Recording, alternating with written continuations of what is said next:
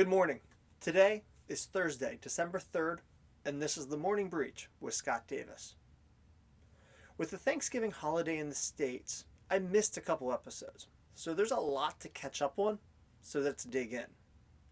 Let's begin this morning with some of the notable ransomware attacks since our last episode.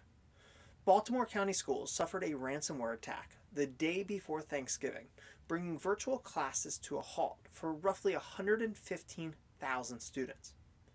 Classes resumed yesterday, but students and staff members had to perform a series of confidence checks on their Microsoft Windows devices before reconnecting to classes. The confidence check included disabling wireless internet, looking for pop-ups, files with the .ryk extension, and the file v2c.exe in a temp folder. If any checks were positive, students and teachers were instructed to report the findings to a high school and receive a different device. Here, school administrators have stated that the attack affected many parts of its network, which is evident if they believe there was a chance that remote devices could have been impacted in the cyber attack. Now, the Ruck ransomware malware is known to extract data from networks before encrypting the data. So it is likely that Baltimore County Schools will either fall victim to extortion demands or a data breach, or both.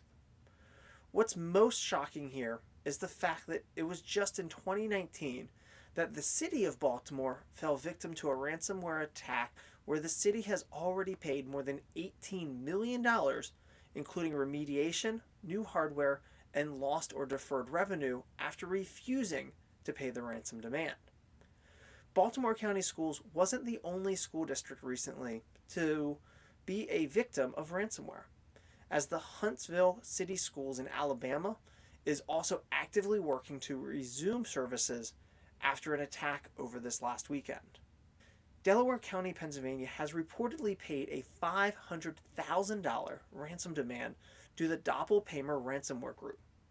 Disclosed on Monday, the county reported that the cyber attack had taken portions of their computer network offline after discovering it was compromised.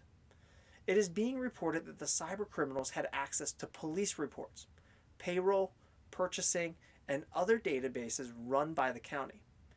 The county is paying the ransom demand as part of its insurance policy. In October, we reported that Sopra Steria, a French IT services firm, fell victim to the Ruck ransomware. According to Bank Info Security, the cyber attack could trigger up to $59 million in recovery costs, and that Sopra Steria is likely to receive $35 million from a cyber insurance payout. Canon has openly confirmed that a ransomware attack was behind a cyber attack on the company back in August, and that cyber criminals have stolen data from company servers. The data accessed included employee names, social security numbers, dates of birth, driver's licenses, or government ID numbers, as well as bank account information used for direct deposit.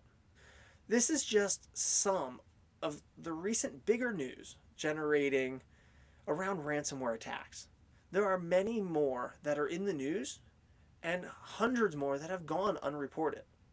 We literally could spend an hour every episode just talking about new ransomware attacks.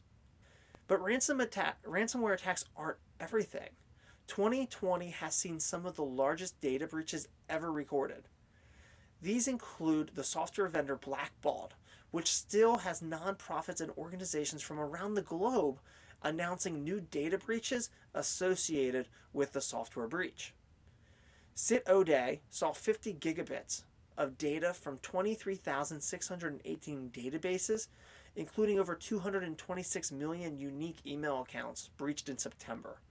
Food delivery service Home Chef had the personal information of 8.8 million customers, including names, postal codes, passwords, and credit card data compromised back in May.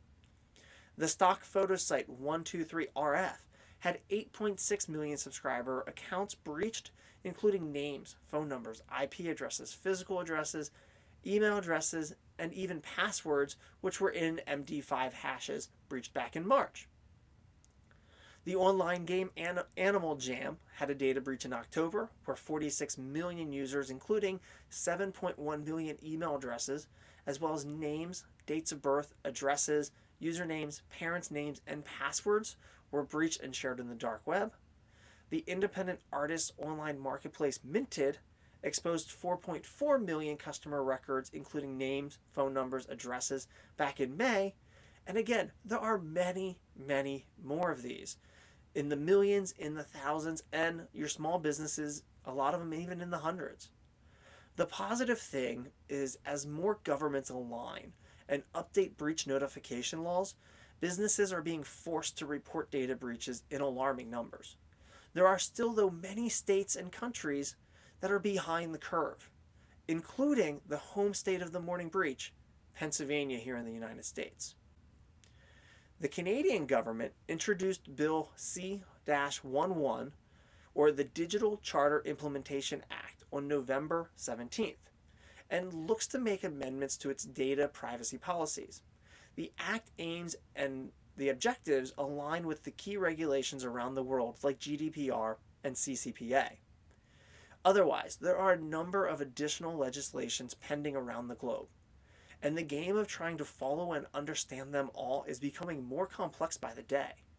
What is known is the January 1st date is often a date included in these bills as the effective date.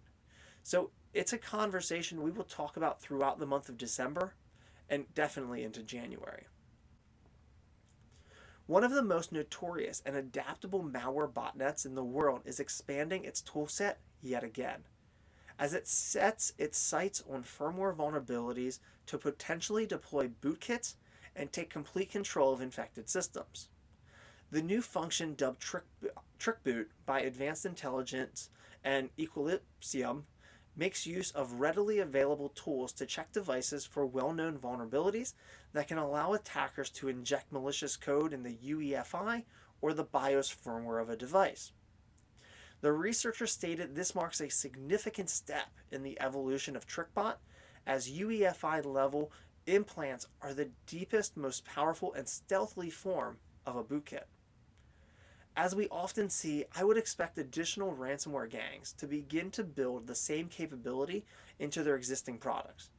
Even scarier is many of these ransomware gangs actually share code and the development progress with each other, meaning this may already be shared and is being implemented across malware deployment packages.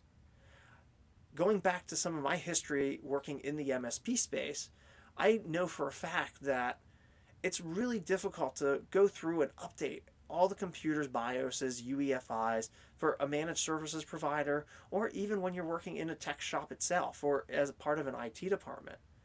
It is critical that we look at every piece of hardware that's on the network, and that includes your printers, that includes your network equipment, your systems, your operating systems, your software.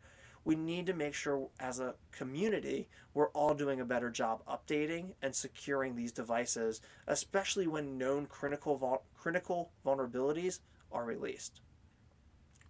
One of those vulnerabilities is with Oracle WebLogic. So if you're utilizing WebLogic and haven't updated it recently, there are a number of zero-day vulnerabilities which are now being targeted by multiple botnets.